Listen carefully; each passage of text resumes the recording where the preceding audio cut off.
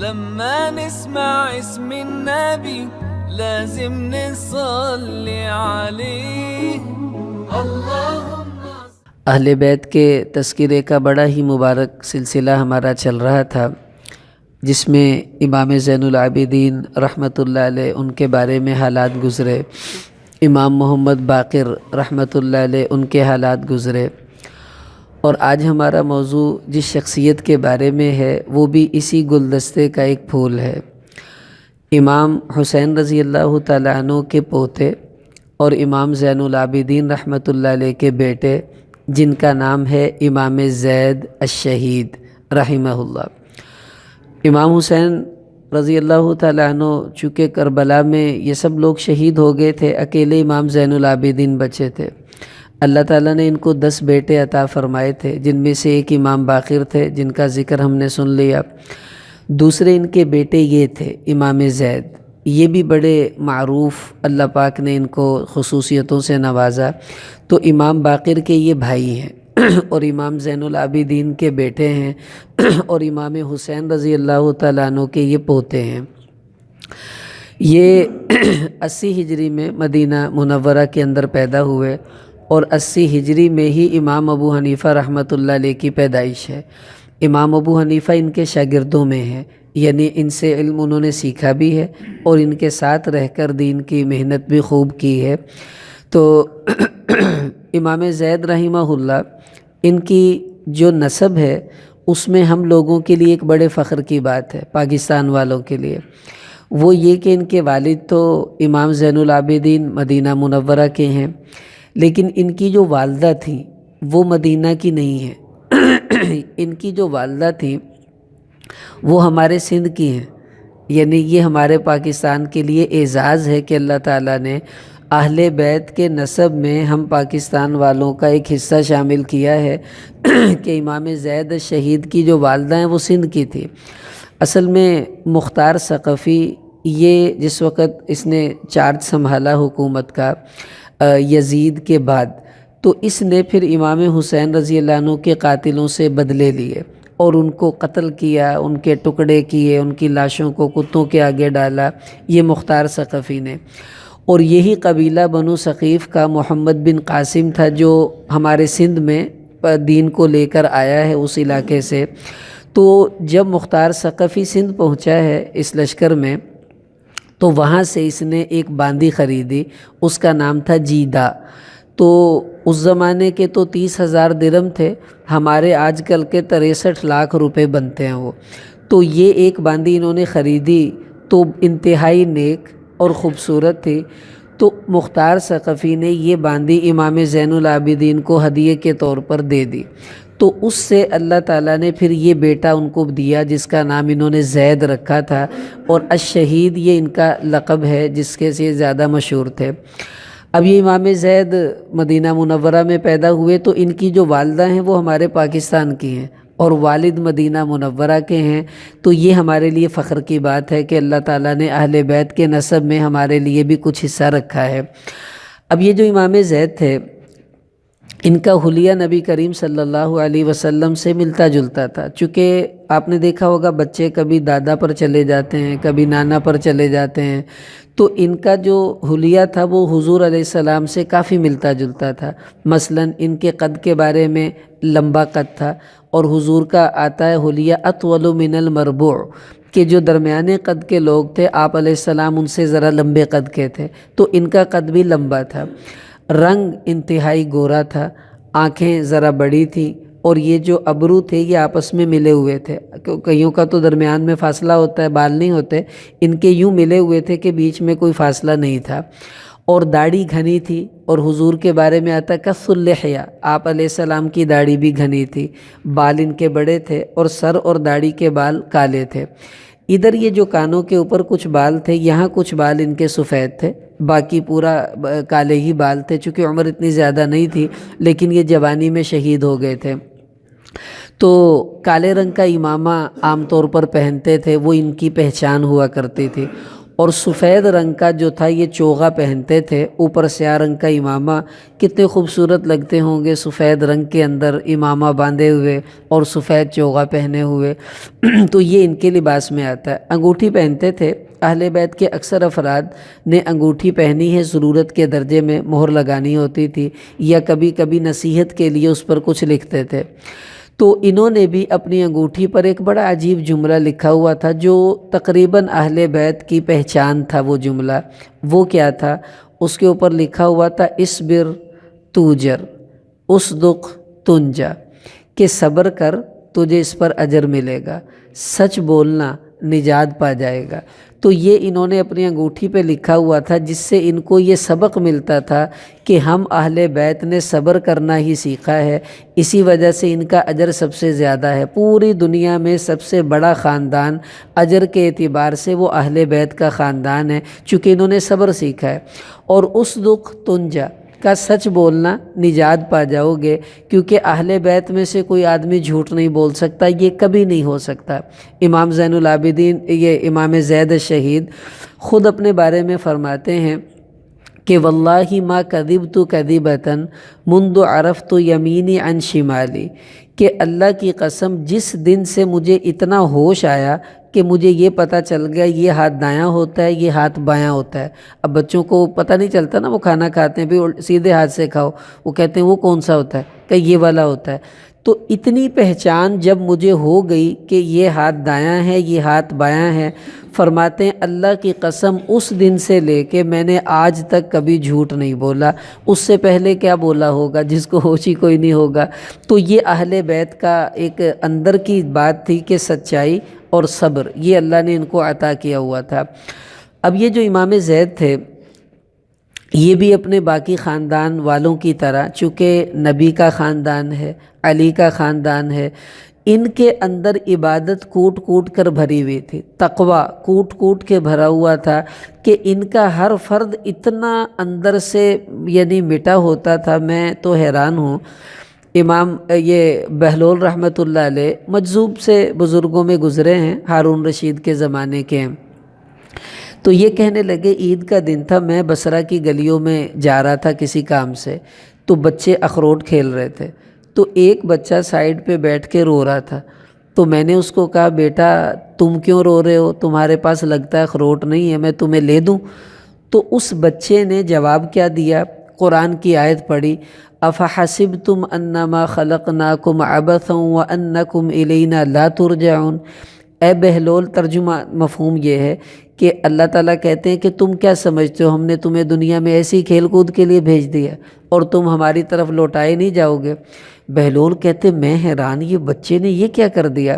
میں نے کہا بیٹا پھر تم رو کیوں رہے ہو؟ اگر تمہیں کھیل سے کوئی تعلق نہیں ہے پھر رو کیوں رہے ہو؟ تو بچہ کہنے لگا، اس نے اشعار پڑھے، کہنے لگا چچا جان رونے والی عورتوں کے نوحے میرے کانوں میں پڑتے ہیں، جنازوں کو جاتا میں اپنی آنکھوں سے دیکھتا ہوں، ہائے اس وقت کیا حال ہوگا جب میں اللہ کے حضور پیش کیا جاؤں گا۔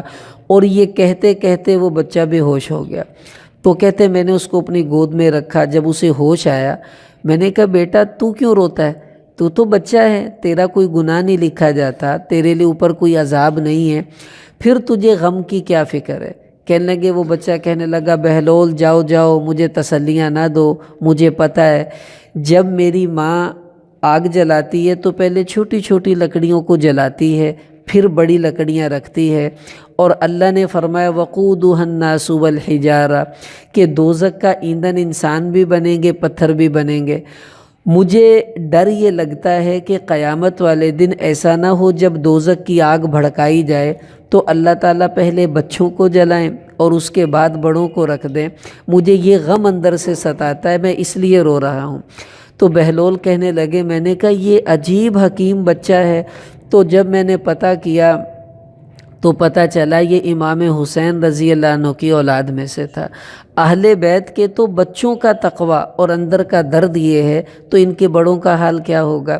یہ امام زید شہید حضرت عمر رضی اللہ عنہ کے پوتے ہیں امام عاصم، حضرت عمر کے بیٹے تھے عبداللہ بن عمر، ان کے بیٹے ہیں عاصم۔ یہ کہتے ہیں کہ میں نے اپنی زندگی میں امام زید سے زیادہ اللہ سے ڈرنے والا کوئی نہیں دیکھا۔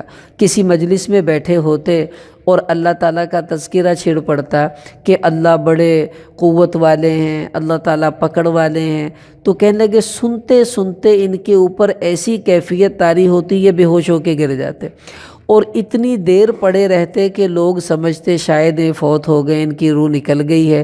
بہت دیر کے بعد ہوش آتا، پھر آنسو بہاتے بہاتے اپنے آنسو صاف کرتے رہتے کہ اللہ کے خوف کا عالم یہ تھا کہ سنتے ہی کیفیت بدل جاتی تھی کہ میں نے ان سے زیادہ اللہ سے ڈرنے والا کوئی نہیں دیکھا۔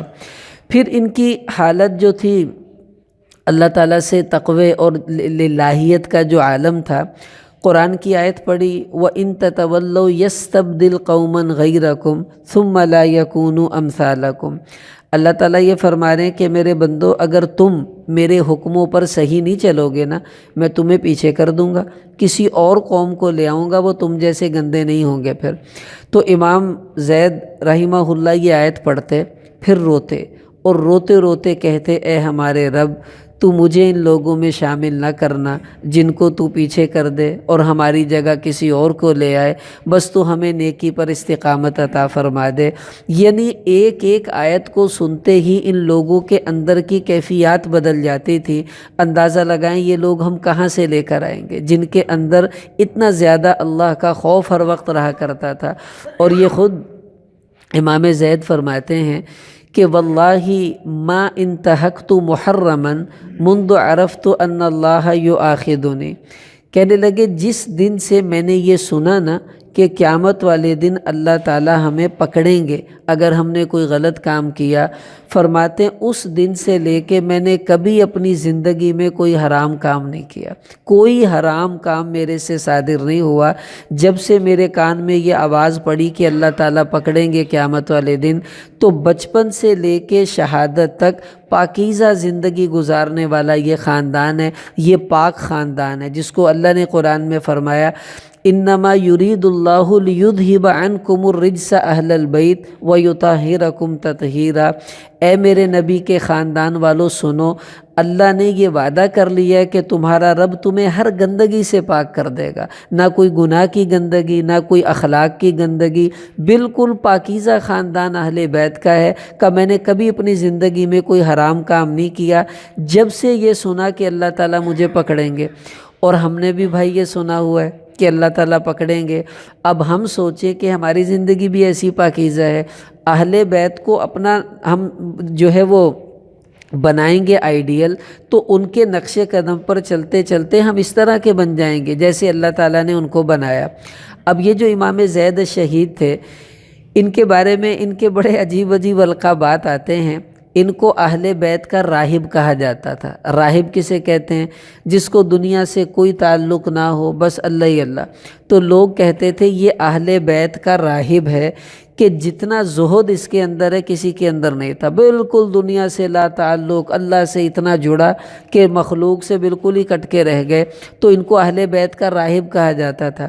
پھر ان کا ایک لقب تھا اسطوانۃ المسجد، یہ مسجد کا ستون ہے۔ اصل میں حدیث میں آتا ہے ان للمسجد اوتادا، کچھ لوگ مسجد میں ایسے ہوتے ہیں جیسے مسجد کے کھونٹے ہوتے ہیں، بڑے بڑے کھونٹے لگے ہوتے ہیں جن پہ چیزیں لٹکاتے ہیں، اب وہ کتنی مشکل سے لگاتے ہیں اور نکالیں تو نکلتے نہیں ہیں۔ تو حضور علیہ السلام نے فرمایا کچھ لوگ مسجد میں یوں رہتے ہیں جیسے وہ مسجد کے کھونٹے ہوتے ہیں، جیسے ہمارے حاجی رفیق صاحب ماشاءاللہ اکثر وقت مسجد میں گزارتے ہیں۔ تو فرمایا کہ الملائکۃ جلساؤہم، جب یہ لوگ مسجد میں آتے ہیں تو سارے مسجد کے فرشتے اس کے پاس آ کر بیٹھ جاتے ہیں کہ یہ ہمارا دوست ہے۔ ان غابوا یفتقدونہم، اگر یہ کبھی مسجد میں نہ آئیں تو وہ فرشتے ان کو ڈھونڈنے جاتے ہیں، آج ہمارا دوست نہیں آیا مسجد میں، پتہ کریں وہ کہاں ہے۔ وَإِن مَرِضُوا عَادُوهُمْ، اگر یہ بیمار ہوں، کوئی محلے دار ان کا پتہ لینے نہ جائے، مسجد کے فرشتے ان کے گھر ان کا پتہ لینے جاتے ہیں بھی ہمارے دوست کا کیا حال ہے۔ وَإِن كَانُوا فِي حَاجَةٍ أَعَانُوهُمْ، اور اگر ان کو کوئی کام پڑ جائے دنیا کا تو یہ فرشتے آپس میں مشورہ کرتے ہیں کہ ہمارا دوست فلانے کام جا رہا ہے، آؤ ہم اس کی مدد کر کے آئیں، تو یہ فرشتے اس کے کاموں میں اس کی مدد بھی کرتے ہیں۔ تو اسی کا جو زندہ مثال تھی، یہ تو اللہ کے نبی نے ایک نقشہ پیش کیا نا کہ کچھ ایسے ہوتے ہیں۔ کون ہیں وہ امام زید الشہید تھے کہ ان کا لقب اسطوانۃ المسجد پڑ گیا تھا۔ یہ بندہ مسجد کا ستون ہے۔ کیا مطلب؟ ستون جس جگہ پر ہوتا ہے وہیں رہتا ہے، دن ہو رات ہو، گرمی ہو سردی ہو بارش ہو، ستون نہیں ہلتا۔ تو یہ اپنی مخصوص جگہ پر ہی لوگوں کو نظر آتے تھے، کبھی سجدے میں، کبھی رکوع میں، کبھی دعا میں، کبھی تلاوت میں، اپنے اللہ کے ساتھ لو لگی ہوئی ہے۔ تو یہ اسطوانۃ المسجد ان کا لقب پڑا ہوا تھا۔ پھر ان کی ترتیب کیا تھی؟ سجدہ کرتے تو لمبا سجدہ کرتے تھے۔ اس لمبا سجدہ کرنے کی وجہ سے ان کی پیشانی پر نشان پڑ گیا تھا، جس کا اللہ نے قرآن میں اشارہ کیا، سیماہم فی وجوہہم من اثر السجود، کہ میرے نبی کے جو غلام ہیں ان کی پیشانیوں پر سجدوں کی وجہ سے نشانات پڑے ہوتے ہیں، تو ان کے بھی پیشانی پر سجدے کے نشانات پڑے ہوئے تھے۔ پھر پوری زندگی کی ترتیب کیا ہے؟ انہوں نے صوم داؤدی رکھا ہے پوری زندگی۔ بخاری کی حدیث ہے، آپ علیہ السلام نے فرمایا، احب الصیام الی اللہ صوم داود کانا یصوم یوما و یفطر یوما۔ اللہ تعالیٰ کو سب سے پسندیدہ روزے داؤد علیہ السلام کے روزے تھے۔ ان کی ترتیب کیا تھی؟ ایک دن روزہ رکھتے، ایک دن چھٹی، پھر اگلے دن روزہ، اگلے دن چھٹی، تو 15 دن روزے، 15 دن چھٹی، آدھی زندگی روزے اور آدھی زندگی کھانا پینا کیا۔ تو یہ سب سے پسندیدہ اللہ کو ترتیب تھی، اور امام زید الشہید نے پوری زندگی صوم داؤدی میں گزاری ہے۔ ایک دن روزہ رکھتے تھے، ایک دن چھٹی، دوسرے دن روزہ، پھر اگلے دن چھٹی۔ اب ہم سوچیں کہ اہل بیت کو جو اندر تقوی نصیب ہوا تھا وہ ان روزوں کی برکت سے نصیب ہوا تھا، اتنے زیادہ روزے رکھنے والے۔ پھر علم اہل بیت کی خصوصیت رہی ہے، چونکہ یہ کون ہیں؟ یہ وہ ہے جس کو اللہ کے نبی نے کہا کہ انا مدینۃ العلم و علی بابوہا، کہ میں علم کا شہر ہوں، علی اس کا دروازہ ہے، اور یہ علی کا پڑپوتا ہے، حسین کا پوتا تو علی کا پڑپوتا بنا۔ تو اب یہ علم ان کی خصوصیت تھی اہل بیت کی۔ امام زید جو تھے انہوں نے بچپن میں قرآن پاک حفظ کر لیا تھا، چھوٹی عمر تھی، قرآن کے حافظ۔ ان کے والد جو تھے امام زین العابدین، ایک دفعہ انہوں نے ان کا امتحان لیا، کہا ادھر آؤ، بٹھا لیا، ان سے قرآن کی آیتیں پوچھی، فلاں جگہ سے پڑھو، فلاں جگہ سے پڑھو، اگلی پڑھو، پچھلی پڑھو، یہ فر آیتیں سناتے گئے۔ پھر انہوں نے کہا اب مجھے مسئلے بتاؤ، اچھا اس آیت کا کیا مطلب ہے، اس کا کیا مطلب ہے، یہ مسئلہ کیسے ہے، یہ مسئلہ کیسے ہے۔ انہوں نے سب مسئلوں کے جواب دیے، تو انہوں نے خوشی سے ان کو پکڑ کر اٹھایا، اپنے سینے سے لگایا، پھر ان کا ماتھا چوما اور ان کو بڑی برکت کی دعائیں دی۔ یہ بڑی خوش قسمتی کی بات ہے، یہ لذت آپ کو آئے گی، اللہ سب کو نصیب کرے، جب آپ کے بیٹا حافظ بنے گا، آپ کا بیٹا کبھی عالم بنے گا، پھر آپ اپنے بیٹے کے پیچھے کھڑے ہو کے تراویح پڑھو گے نا، اس وقت آپ کو پتہ چلے گا کہ امام زین العابدین نے کیوں ان کو سینے سے لگایا اور کیوں اس کا ماتھا چوما۔ اپنے بچے کے اتنے سوالات کر کے جب بچہ فر جواب دے تو باپ کو خوشی نہیں ہوگی کہ اللہ نے میری اولاد میں علم کے سمندر کو جاری کر دیا۔ تو انہوں نے ان کو بڑی دعائیں دی۔ امام باقر جو ان کے بڑے بھائی ہیں وہ کہتے ہیں کہ اللہ کی قسم، یہ جو میرا بھائی زید ہے نا، یہ وہ آدمی ہے کہ سر کے بالوں سے لے کے پاؤں کے ناخنوں تک ایمان اور علم سے بھرا ہوا آدمی ہے۔ اور فرمانے لگے کہ ہمارے پاس تو وہ علم ہے جو ہم نے لوگوں سے لیا ہے، لیکن زید کے پاس وہ بھی ہے جو اس نے لوگوں سے لیا، اور اس کو ایک خاص علم ہے جو اللہ نے عطا کیا ہے، جس کو علم لدنی کہا جاتا ہے۔ کہنے لگے یہ ہم سے برتر ہے کہ اس کے پاس وہ علم بھی ہے جو ہمارے پاس نہیں ہے، ہمارے پاس کتابوں کا ہے، اس کے پاس اللہ والا علم بھی موجود ہے۔ یہ اہل بیت کا علم ہے جو اللہ نے ان لوگوں کو عطا کیا ہوا تھا۔ اور یہ امام زید جو تھے ان کا دعویٰ تھا، اور دعویٰ وہ کرتا ہوتا ہے جس کے پاس کچھ ہو بھی، ایویں نہیں پلوان دعویٰ کر دیندا بھی میرے نہ کشتی کرو، تگڑا ہوتا ہے پھر چیلنج کرتا ہے۔ تو یہ کہا کرتے تھے لوگوں سے کہ سلونی قبل ان تفقدونی، او لوگو مجھ سے علم حاصل کر لو اس سے پہلے کہ میں تمہیں چھوڑ کے چلا جاؤں۔ پھر فرمانے کہ فَإِنَّكُمْ لَن تَسْأَلُوا بِمِثْلِي، یاد رکھنا پھر میرے جیسا بندہ نہیں تمہیں ملے گا جس سے تم سوال کر سکو، ابھی مجھ سے لے لو جو علم تم نے لینا ہے۔ پھر بھرے مجمع میں یہ دعویٰ کیا انہوں نے، کہنے لگے واللہ لا تسألونی عن آیت من آیات اللہ الا انبأتکم بہا، کہ اللہ کی قسم تم قرآن کی جس مرضی آیت کے بارے میں مجھ سے جو مرضی مسئلہ پوچھ لو میں تمہیں بتاؤں گا۔ ولا تسألونی عن حرف من سنت رسول اللہ الا انبأتکم بہ، اور تم مجھے حضور کی سنت کی کوئی بات مجھ سے چاہے پوچھ لو، انشاءاللہ میں تمہیں وہ ہر بات بتاؤں گا۔ اتنا بڑا دعویٰ یہی بندہ کر سکتا بھائی جس کو اللہ نے علم عطا کیا، ہم لوگ نہیں یہ دعویٰ کر سکتے۔ ایسا عجیب علم اللہ نے ان کو عطا کیا، اور کیوں نہ ملتا؟ استاد کون ہے؟ ابو طفیل رضی اللہ عنہ صحابی، امام زین العابدین جو علم کا سمندر، امام باقر جو علم کا سمندر، یہ ان کے استاد ہیں۔ شاگرد کون ہیں؟ امام زہری، امام شعبی۔ امام زہری صحاح ستہ کی حدیثوں کے مین راوی ہیں، وہ ان کے شاگرد ہیں۔ امام شعبی ان کے شاگرد ہیں، امام ابو حنیفہ ان کے شاگرد ہیں۔ اب جس بندے کے شاگرد ایسے نامور ہوں گے اس استاذ کے علم کا کیا حال ہوگا؟ پھر انہوں نے جو تفسیر کا ملکہ تھا وہ اللہ نے ان کو بڑا عجیب عطا کیا تھا۔ قرآن سے ان کا شغف بھی عجیب تھا۔ ان کو حلیف القرآن کہا جاتا تھا، حلیف القرآن یعنی قرآن کا دوست۔ اب دیکھو مجھے جس کے ساتھ آپ زیادہ پھرتا دیکھیں گے کہیں گے اے لگدا اندہ بیلی ہے، اندہ نہ بڑا پھردا۔ تو ان کا قرآن سے اتنا گہرا تعلق تھا، لوگ کہتے تھے یہ قرآن کا دوست ہے، ہر وقت قرآن پڑھ رہے ہیں، پڑھا رہے ہیں، سن رہے ہیں، سنا رہے ہیں، قرآن ہی کے ساتھ شغف تھا۔